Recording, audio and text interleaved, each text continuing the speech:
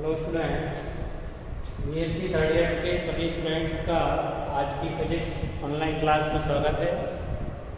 जैसा आपने को पता है, थर्ड पेपर चल रहा है क्वांटम फिजिक्स का, जिसमें फर्स्ट यूनिट अपनी चल रही है लगातार।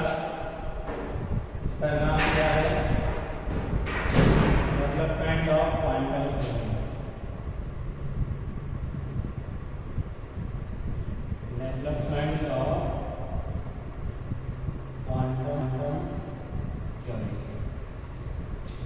फर्स्ट यूनिट में आज अपन पढ़ेंगे टॉपिक डे ब्रोगली परिकल्पना।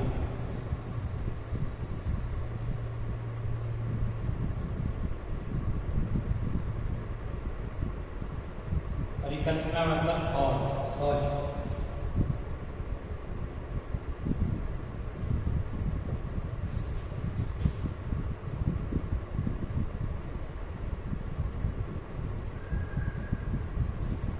डे ब्रोगली परिकल्पना तो क्या है? डे ब्रोगली परिकल्पना पहले इसको समझें।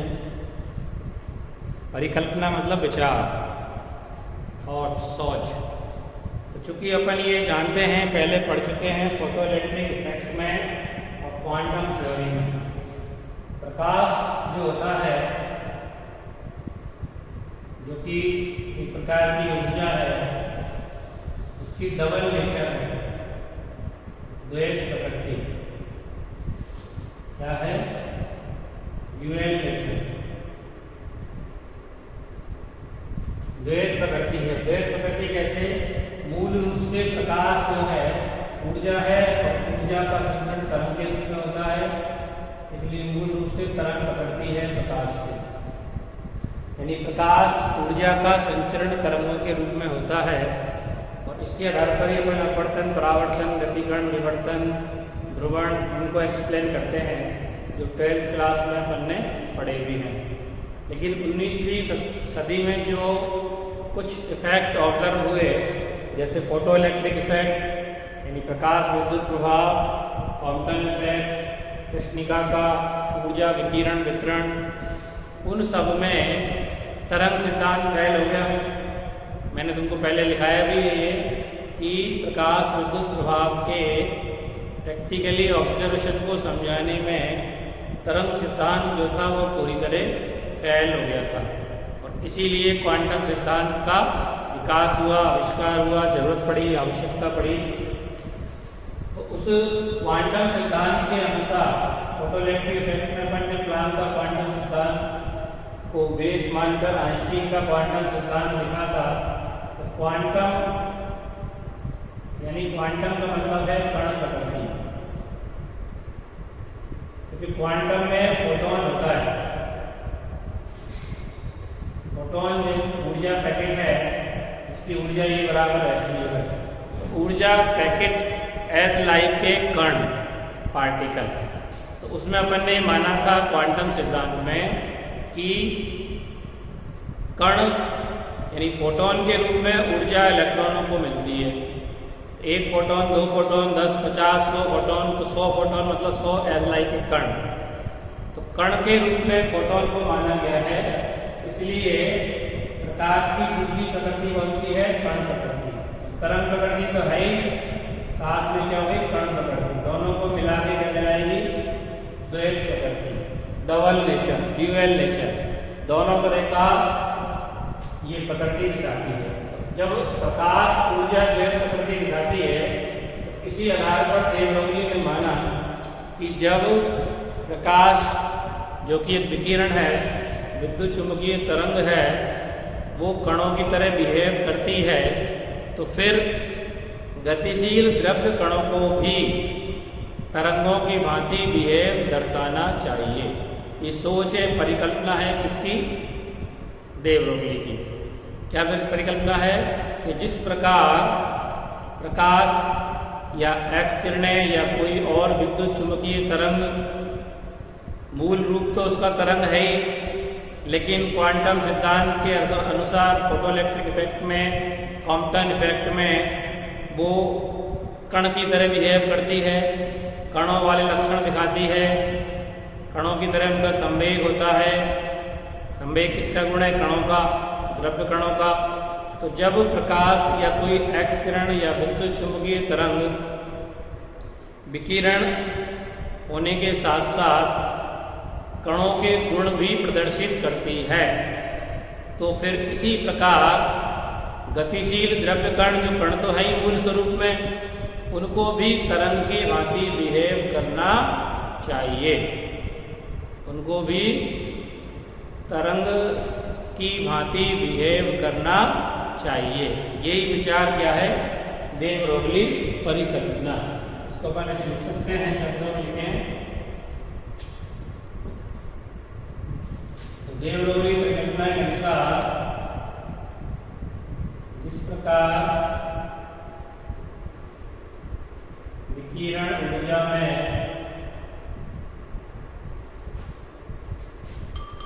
तरंगों के साथ, विकिरण ऊर्जा विद्युत चुंबकीय तरंग के तरंगों तो है ही, तरंगों के साथ कणों के लाक्षणिक गुणों का संबद्ध होना पाया जाता है।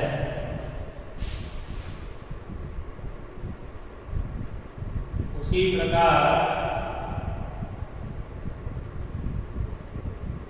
गतिशील द्रव्य कणों के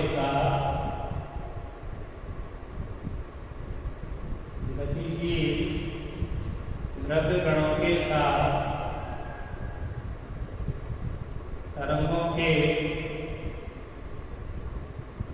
लाक्षणिक गुण संबद्ध होने चाहिए।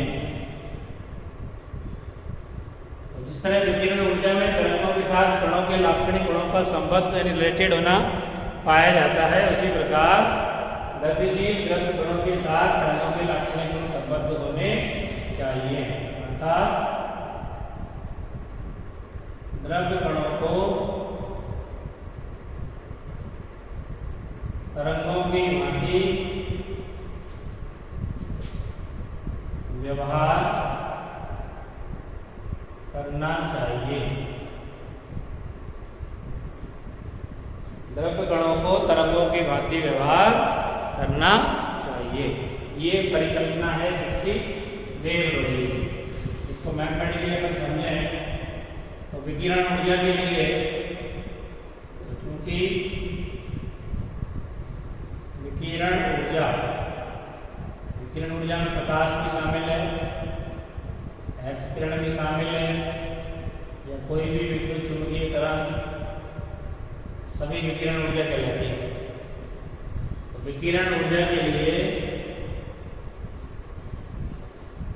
ऊर्जा क्या होती है, फोटॉन की E बराबर hv।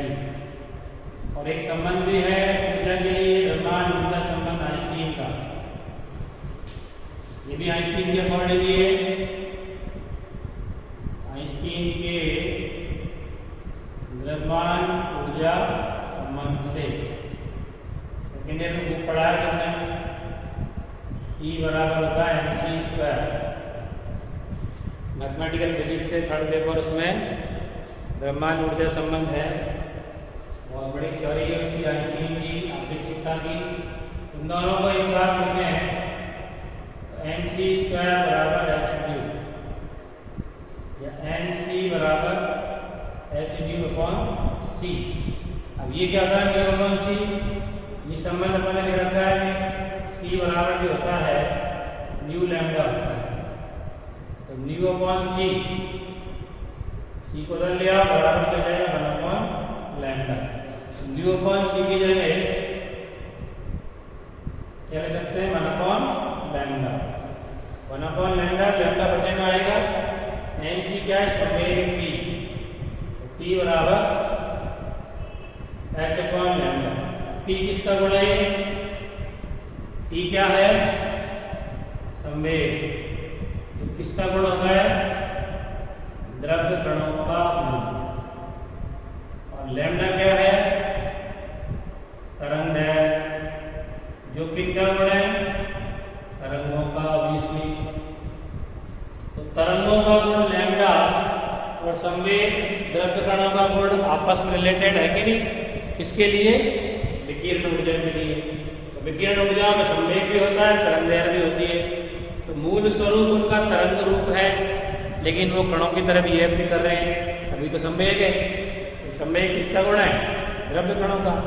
अगर विकिरण ऊर्जा संवेग को प्रदर्शित कर रही है, मतलब कणों का गुण दिखा रही है। तो देव रोगली ने कहने का मतलब ये है कि ऐसा ही रिलेशन द्रव्य कणों के लिए भी यथार्थ होना चाहिए। इसी प्रकार का संबंध, इसी प्रकार का मतलब ये जो आया कि बराबर h1 लैम्डा, इसी प्रकार का संबंध द्रव्य कणों के लिए भी यथार्थ होना चाहिए। यानी ये रिलेशन जो है लैम्डा बराबर h/p या p बराबर h/, लैम्डा या लैम्डा बराबर h/p की जगह लिख सकते हैं p। द्रव्य कणों का द्रव्यमान m, वेग v है, संवेग p की जगह md लिख सकते हैं। तो ये रिलेशन द्रव्य कणों के लिए भी यथार्थ होना चाहिए, ऐसा कहना है किसका? देव रोगली का। तो देव रोगली ने ये प्रूफ भी किया है। ये तो केवल अभी सोच है, लेकिन बाद में इसको प्रैक्टिकली सिद्ध भी किया जा चुका है कि देव रोगली की परिकल्पना केवल परिकल्पना नहीं है, बल्कि यथार्थ है, सत्य है। और सत्य है इसलिए अपन सिलेबस में इसको पढ़ रहे हैं। केवल विचार होगा तो फिजिक्स में उसकी कोई जगह नहीं होती। तो देव रोगली परिकल्पना, इसके आधार पर कुछ द्रव्य कणों की अपन तरंगें निकाल सकते हैं। जैसे फॉर एग्जाम्पल इलेक्ट्रॉन। इलेक्ट्रॉन बहुत छोटा कण है। सबसे पहली चीज तो ये इसमें इम्पोर्टेंट है कि द्रव्य कण जो तरंग प्रकृति दिखाएंगे वो केवल अति सूक्ष्म कण ही दिखा सकते हैं। बड़े पिंड को अगर कितने ही वेग से फेंको, लेकिन वो तरंग प्रकृति नहीं दिखा सकते। केवल छोटे कण, छोटे मतलब जो आदर्श गैस के अणु हैं, तो electron, proton, neutron, positron, neutron, alpha कण, ये सब छोटे कण हैं। तो ये द्रव्य कणों की तरंग प्रकृति को शो कर सकते हैं। इलेक्ट्रॉन से संबंध द्रव्य तरंग की तरंग दैर्घ्य। द्रव्य कण तरंगों की तरह बिहेव कर रहे हैं, इसलिए उनसे संबंधित तरंग क्या कहलाएगी? द्रव्य तरंग। गतिशील होना चाहिए, इसलिए इसको त्वरित इलेक्ट्रॉन लिख सकते हैं। इलेक्ट्रॉन रुका हुआ थोड़ी तरंगों की तरह बिहेव करेगा। जब वो गतिमान होगा, गतिमान भी बहुत तीव्र वेग से होगा, बहुत छोटे सूक्ष्म कण as like electron, proton, neutron, positron, alpha कण आदि अगर बहुत कुछ ऊर्जा के साथ त्वरित गति कर रहे हो तो वो तरंगों की तरह बिहेव कर सकते हैं। जैसे इलेक्ट्रॉन चूंकि आवेशित कण है तो विभवांतर से ही त्वरित होगा ये। तो माना इलेक्ट्रॉन को v विभवांतर लगाकर त्वरित किया जाता है। अतः इलेक्ट्रॉन की गतिज ऊर्जा, गतिज ऊर्जा कहते हैं हाफ mv²। और ई इलेक्ट्रॉन का आवेश होता है, विभवांतर लगा जाती ऊर्जा क्या होती है? आवेश इंटू विभव, Q इंटू V होती है कि नहीं? तो इलेक्ट्रॉन का आवेश इसे शो करते हैं स्मॉल e और v। इससे v² वेग जो आएगा वो बदलेंगे 2ev/m। तो वेग बराबर हो गया √2ev/m। तो संवेग p बराबर हो गया mv। v का मान लिख दो √2ev/m। m की ऊपर घात लेंगे, नीचे आधी, ऊपर आगे रह जाएगी 2mev। तरंग दैर्घ्य हो जाएगी। अभी जो रिलेशन लिखा था देव रोगली से, तो द्रव्य तरंगों की तरंग दैर्घ्य लैम्डा ई की जगह मान लिख दो अंडर ऑफ 2m EB। इस सूत्र से अपन इलेक्ट्रॉनों के लिए द्रव्य तरंगों की तरंगदैर्घ्य ज्ञात कर सकते हैं। जी का मान जो भी अपन आरोपित करेंगे 100 volt, 200 volt, 1000 volt. m electron का द्रव्यमान है जो कितना होता है 9.8 × 10⁻³ किलोग्राम। ई इलेक्ट्रॉन का आवेश है जो होता है 1.6 × 10⁻19 कूलम। एच प्लांक नियतांक है, इसका मान होगा 6.62 × 10⁻34 जूल सेकेंड।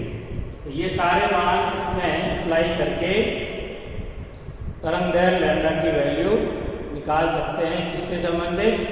इलेक्ट्रॉन से रिलेटेड, एक्सीलरेटेड इलेक्ट्रॉन से रिलेटेड द्रव्य तरंग की तरंगदैर्घ्य का मान इस सूत्र से ज्ञात कर सकते हैं। अब ये तो परिकल्पना ही है, थ्योरेटिकल है, सूत्र के आधार पर रिलेशन निकाल रहे हैं, मान निकाल रहे हैं। लेकिन क्या वाकई में इलेक्ट्रॉन जो त्वरित है वो द्रव्य तरंगों की भांति वाकई में बिहेव करेगा कि नहीं करेगा? तो ये तो प्रैक्टिकल से ही प्रूफ हो सकता है। थ्योरी तो केवल अपन किसी के भी बारे में कुछ भी बना के नियम दिए ऐसा हो सकता है, रिलेशन निकाल सकते हैं मैथमेटिकली, लेकिन उसको प्रूफ करना बहुत जरूरी है। फिजिक्स में उन्हीं चीज़ों का अपन अध्ययन करते हैं, एनालिसिस करते हैं जो प्रैक्टिकली प्रूफ हो।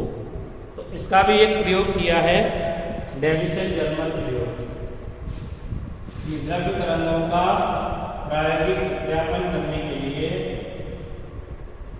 द्रव्य तरंगों का प्रायोगिक सत्यापन, इसके लिए प्रयोग किया गया है। प्रयोग करने वाले साइंटिस्ट का नाम है डेविसन जर्मर। डेविसन जर्मर प्रयोग है। अब इस प्रयोग का जो बेस है, थ्योरी है, किस पे आधारित है? वो आधार क्या है? जब किसी क्रिस्टल पर, जैसे क्रिस्टल है, इस पर जब भी कभी कोई विद्युत चुंबकीय तरंग आपतित होती है तो उसका क्रिस्टल के परमाणुओं द्वारा क्या होता है? विवर्तन होता है। जैसे कोई एक्स किरण जाती है, ये कोई एक्स किरण है, एक्स किरण क्या है? विद्युत चुंबकीय तरंग की वह ऊर्जा है, इसका किसी दिशा में विवर्तन होता है, तो ये विवर्तित एक्स किरण।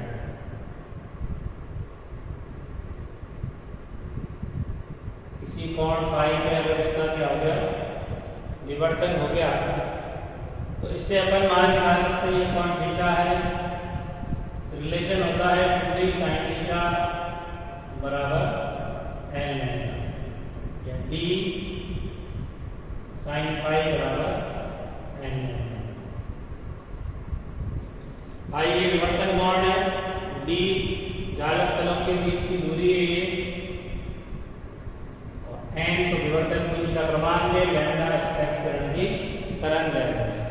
तो इसने ये माना डेविसन ने कि जिस प्रकार एक्स किरणों का क्रिस्टल के परमाणुओं से विवर्तन संभव है, एक्स किरण तो विद्युत चुंबकीय तरंग है और विवर्तन जो होता है वह तरंगों का ही गुण होता है। कोई सी भी प्रकार की तरंग हो उसका विवर्तन होता ही होता है। तो एक्स किरण तो तरंग है ही, उसका विवर्तन स्वाभाविक है। अगर गतिशील द्रव्य कण भी अगर तरंग की तरह व्यवहार करे तो उसका भी क्या होना चाहिए? विवर्तन होना चाहिए। उसका भी क्या होना चाहिए? विवर्तन होना चाहिए। तो अगर प्रैक्टिकली ये सिद्ध हो जाए कि एक्स किरणों की भांति त्वरित इलेक्ट्रॉनों का भी क्रिस्टल के परमाणुओं से विवर्तन हो जाता है, तो साफ सिद्ध हो जाएगा कि वो गतिशील या त्वरित इलेक्ट्रॉन भी तरंगों की तरह बिहेव करता है, क्योंकि विवर्तन किसका गुण है? तरंगों का। अगर गतिशील द्रव्य कण का विवर्तन हो रहा है तो इसका मतलब साफ है कि गतिशील द्रव्य कण भी तरंग की तरह व्यवहार करेगा। इस आधार पर अपन रिलेशन निकाल सकते हैं। देखो इस प्रयोग का पहले सेटअप क्या है, प्रायोगिक सेटअप, प्रायोगिक व्यवस्था क्या है, इस प्रयोग में क्या क्या हमने अध्ययन किया तो यहाँ एक टंगस्टन धातु का तंतु होता है, इससे तापायनिक उत्सर्जन द्वारा फिलामेंट कह सकते हैं। इसमें विद्युत धारा प्रवाहित करके इसको गर्म करके इसमें से तापायनिक उत्सर्जन द्वारा क्या निकलेंगे, इलेक्ट्रॉन। इसको हमने बैटरी की धारा नियंत्रक से जोड़ दिया है। धारा कम ज़्यादा करके इसका गर्म कम करने से कम ज़्यादा इलेक्ट्रॉन निकल सकते हैं ऊर्जा। और इन इलेक्ट्रॉनों को त्वरित कराने के लिए एक बेलनाकार रेजिस्टेंस में बारीक क्षेत्र होता है। इसको इलेक्ट्रॉन चूंकि नेगेटिव होते हैं, इसको ऋण ध्रुव पे रख के यहाँ दो डायफ्राम लगा के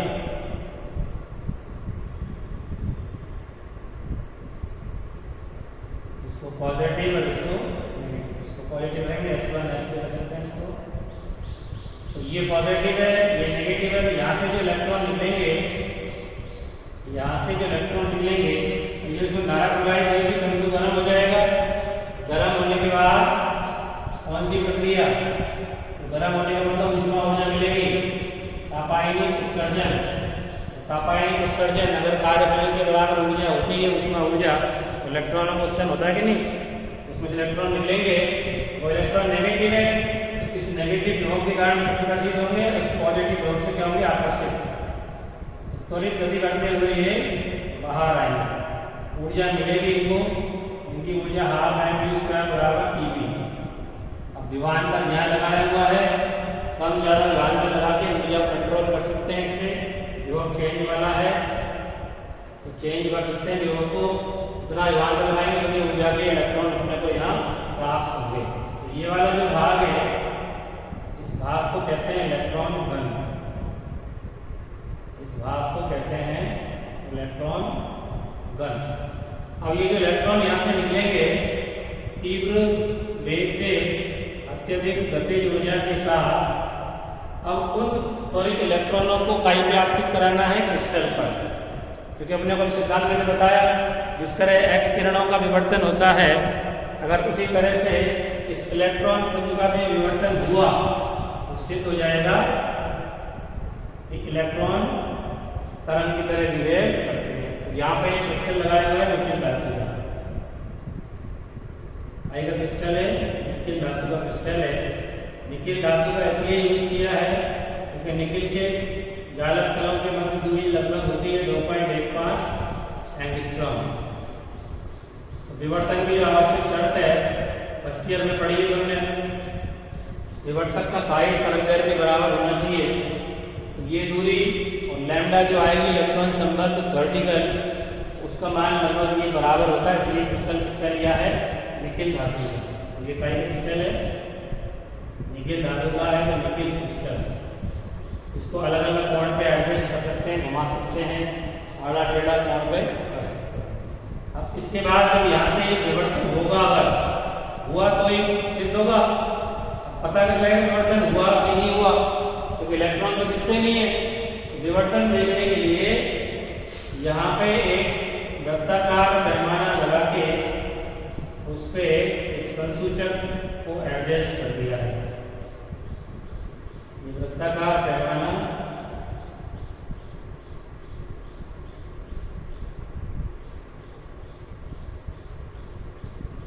वृत्ताकार इसलिए ताकि कोण अपन माप सके कितने कोण पर विवर्तन है। यहाँ पे एक संसूचक कक्ष लगा दिया, जिसमें अल्प दाब पर CO2 या SO2 गैस भरी है। क्या है इसका नाम, संसूचक। संसूचक मतलब डिटेक्टर, डिटेक्ट करने वाला, पहचान करने वाला। इसका संबंध यहाँ गैल्वेनोमीटर से कर देंगे और ये भूसंपर्क।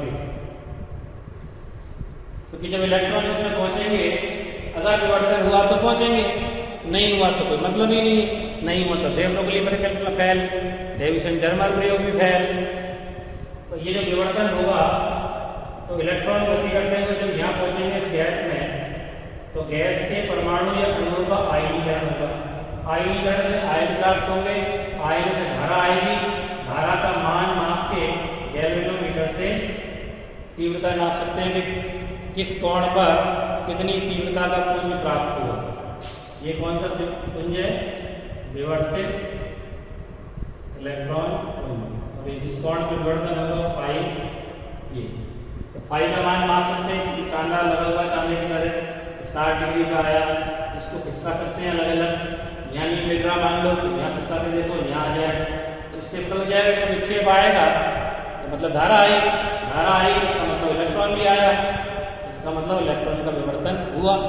और ऐसा वास्तव में हुआ, इसलिए सिद्ध हुआ कि गतिशील इलेक्ट्रॉन या त्वरित इलेक्ट्रॉन द्रव्य तरंगों की भांति व्यवहार करते हैं। और फिर इसके बाद उन्होंने कुछ वक्र बनाए तीव्रता में, जिनको ध्रुवीय ग्राफ कहते हैं। इस तरह के अलग अलग विभाजन में 40 यूनिट लगा के ग्राफ बनाया, तो इस तरह का ग्राफ आया। 50 वोल्ट में ये इस तरह का, और 54 वोल्ट में जब विभाजन का ग्राफ बनाया तो सबसे ज्यादा उच्चिष्ट प्राप्त हुआ। उच्चिष्ट का मतलब मैक्सिमम तीव्रता, उच्चिष्ट मतलब मैक्सिमम होता है, और 60 वोल्ट के बाद हो गया। 54 वोल्ट विभाजन पर सबसे ज्यादा उच्चिष्ट प्राप्त होता है, यानी तीव्रता सबसे ज्यादा प्राप्त होती है। तो इससे अपन लैम्डा का मान अवगत करें, जो भी सूत्र बताया था h/√2n EB। इसमें अगर मान रखें h का मान 56.62 गुणा 10⁻⁻34 बटे √2n का मान 9.8 गुणा 10⁻⁻32 इलेक्ट्रॉन का आवेश और b का मान 54।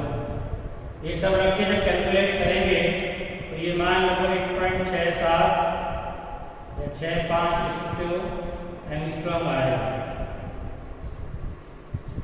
इस विभाजन का 54 वोल्ट का मान। और जो ब्रेग का विवर्तन नियम जो सिद्धांत में शुरू में बताया था, ब्रेग विवर्तन नियम से d sin phi बराबर n लैम्डा। phi का मान यहाँ कितना होगा? 50 डिग्री। 50 डिग्री विवर्तन कोण के लिए लैम्डा का मान अगर कैलकुलेट करें तो क्या आएगा? तो d का मतलब 2.15 एंगस्ट्रॉम साइन 50 बराबर लैम्डा। n की जगह लिख सकते हैं। इस सब को हल करेंगे, साइन 50 का मान लगभग 0.76 आएगा, क्योंकि साइन 60 का मान कितना होता है? 3/2 1.73 2 0.2 16 12 8 6 लगभग 0.76 आएगा इसका मान। हम तो गुणा करेंगे तो इसका मान भी लगभग इतना ही आएगा 1.65 एंगस्ट्रॉम। 65 into 6463 हो सकता है। तो ये मान और ये मान दोनों लगभग बराबर है। ये मान कैसे आया? डे ब्रोगली की परिकल्पना से। ये सूत्र जो निकला था वो किस बेस पे था? डे ब्रोगली की सैद्धांतिक परिकल्पना, यानी सिद्धांतिक सूत्र है, यानी ये वैल्यू सैद्धांतिक है। और ये मान प्रैक्टिकली है ब्रेग के विवर्तन नियम से। तो प्रैक्टिकली मान और थियोरेटिकली मान दोनों लगभग इक्वल प्राप्त हो रहे हैं, समान आ रहे हैं। तो इससे क्या सिद्ध होता है? इससे सिद्ध होता है कि जो परिकल्पना डे ब्रोगली ने दी वो एकदम करेक्ट है।